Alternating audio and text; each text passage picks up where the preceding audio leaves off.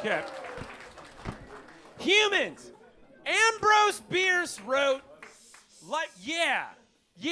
shoosh, listen to the bird. Finally, it's our time. We don't wake you up at 4 o'clock in the fucking morning for nothing.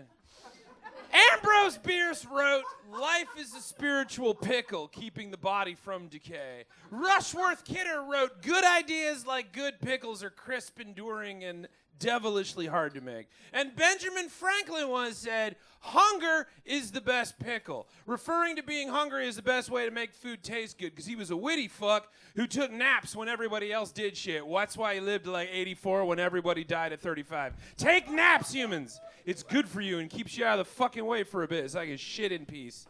But what is a pickle?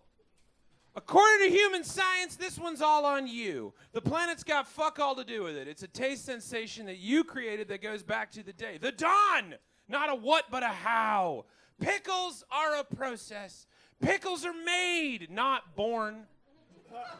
Now, forgive me for not really knowing that. I assume pickles grew on bushes or like a mystical bog or like wet trees that look like something out of Dr. Seuss. They seem whimsical enough. We of the rest of the animal kingdom, you know, your roommates, are mostly familiar with treats like berries, nuts, and the shit you jam into scarecrows. Halloween stuffing, I believe it is called. But you humans and your snack tech keeps changing the game, elevating it. Now you got squirrels and birds hooked on mozzarella sticks, which I'm not complaining about. Granted, I am lactose intolerant to a point. Who isn't?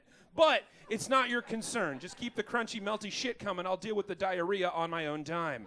But in the snacktacular history of your species, the pickle crunches the competition. The pickle people, the people of the pickle, that shall be your snack legacy, humans. Because pickles are and have been the tangy, salty, horny witch noses and piss of most of your munchiest moments since the dawn of you.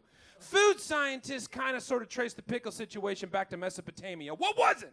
And Aristotle is said to have praised the healing benefits of the cured cucumber, and that's what you mean by pickles, humans. They're just cucumbers that spent too long in a seasoned hot tub until they got more delicious, which is true of most things. That's just science. And yea, though Peter Piper picked a peck of pickles, they were in fact pickled peppers. But cucumbers are the most preferred. That is the kind of peck pickles that you're talking about when you're talking about pickles. Greatness, according to Shakespeare, is maybe achieved, maybe it is thrust upon you, which seems a little rude. Maybe you're born with it. Maybe it's Maybelline Lash Sensational Sky High Mascara. Either way, it's a thing that happens. But pickles is something you definitely made, humans. Even Shakespeare knew its process because he started to use pickle to refer to being in a situation, kind of, but we don't have the degrees to argue about it. Mostly he meant you were drunk because you were marinating in alcohol. But how camest thou in this pickle anyway, humans? It's not alcohol, but brine. But you can infuse a pickle with alcohol. A whiskey pickle, they call it, and giggle, because, you know, dicks. And also you can infuse it with Kool-Aid. Those are called coolicles. Humans, your snack game is glorious, man. I don't even understand why there's war when you got wild swings like coolicles out there. But pickles, man, it's not how camest thou in this pickle, but how pickles made you came. Because fuck if you're not horny for fucking pickles, humans. And I get it. I like a pickle. It's salty, it's sweet, it's crispy. It's a sexy situation, glizzing a cuke when it's been sitting in juice. But it is a process, not a thing, though you do call them that. Pickling is basically drowning something in hot brine, which is salty water, and letting it live there until it knows what it did. And then you release it in a glorious, funky whiff, and bam, it's more delicious.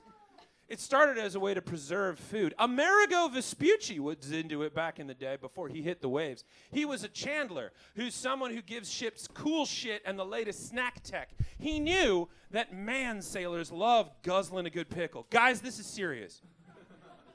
And back then it was hard to keep things fresh on a boat. What was the solution? Water, vinegar, salt, and sugar. And you let them hang in there for a few days, 2 weeks. Could last a year. That's the science. But what is the vibe? Salty, sweet, sometimes sour. Depends on you, humans. This one's on you. Most common is the classic cucumber, or peepo if you want to be a botanist about it. In brine, the Vlasics never die. You got your dill, your sour, your half sour if you fear commitment. Sweet, Bread and butter. Corn-eh-SHAAANs, those are the ones that look like dirty Christmas ornaments and taste like them too. The list goes on because you keep invigorating and innovating your pickle game. The word pickling is Dutch. It means brine because the Dutch call it like they zine it. And in the U.S., you call the pickled cucumbers pickles because this is America, and we don't have time for nuance. And because it's easy to do, they're everywhere and in everything. What are you picking off of the burger because you forgot they were in there? Pickles! What comes on a Cubano besides yourself? Pickles! They're big in the hot chicken Sammy game, but I get a little uncomfy talking about frying my noble ancestry. So we're going to pickle past that and stick with the classics like the Chicago dog, which features not one, not two, but 3 forms of picklage alongside tomato, celery, salt, chopped white onions, yellow mustard. You got pickle relish, a dill spear, and sport peppers, which are in fact Peter fucking Piper pickled peppers. That's the Chicago way.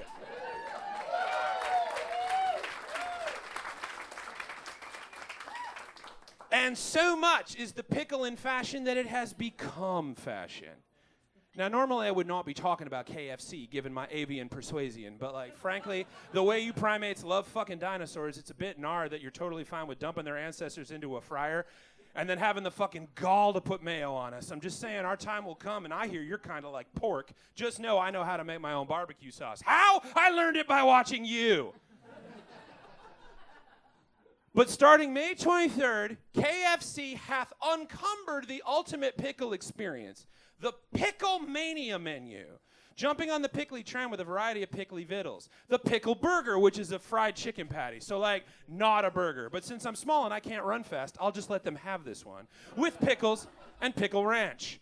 Loaded pickle fries, which are as advertised, as in you should be loaded if you're going to get after that. And something called frickles, which are just fried pickles, but with more whimsy and fast food marketing extravagance. They even have a pickle Pepsi Max, which is just a Pepsi Max with a pickle back, which is a sociopathic shot of pickle brine you humans do alongside many a drink, because the pH balance in your beverages is just not enough for you. You need it to taste like the inside of an iguana's cage. All of this reaching its peak with the ultimate expression of how much you love jerking your gherkins, the Pickle Puffer Jacket. A translucent puffer jacket with 14 transparent bubbles on the front and the sleeves, 3 in the collar, all filled with pickle juice and actual pickles with a hose you can drink from like a camel pack for pregnancy cravings. Finally! You can slosh as you run without getting your parka caught in a storm. The Pickle Puffer Jacket began, as most things do now here in 2026, as an AI joke.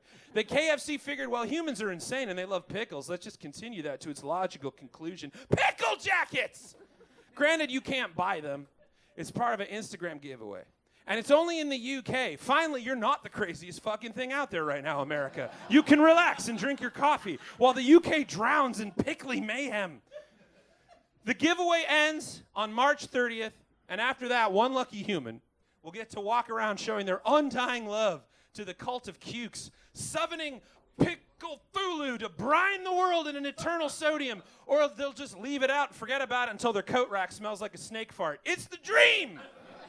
At least it seems that way, the way you humans fucking love pickles. You're literally wearing them on your sleeves. From the dawn of your species until now, pickles have been, as Ambrose Bierce said, keeping the body from decay. And if that is the case, I'm starting to worry you might actually need to start dunking yourselves in the juice because you're zombies. Pickle yourselves, humans! That's the next step in your evolution. Soon you too will know the glory and madness of being a sweet, wet, salty penis, becoming one with the brine.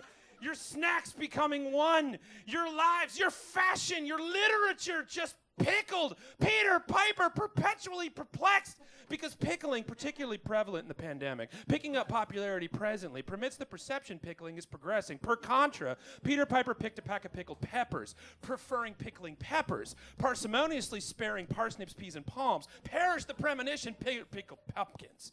Paleontologically, it implains people presently prefer peepos pickled because peepos produce prosperously, peaking popularity. Presently, pro-Inda, proudly promoting Peter Piper's peculiar pattern of preference for pickling would prospectively potentially be preferable in a Peter Piper pickled peepo puffer, no peppers. Have a good time in the brine, primates. Stay away from my mozzarella sticks. I love you. Good night.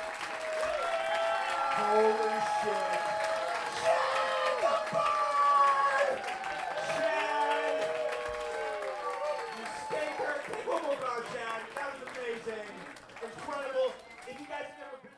Nailed it.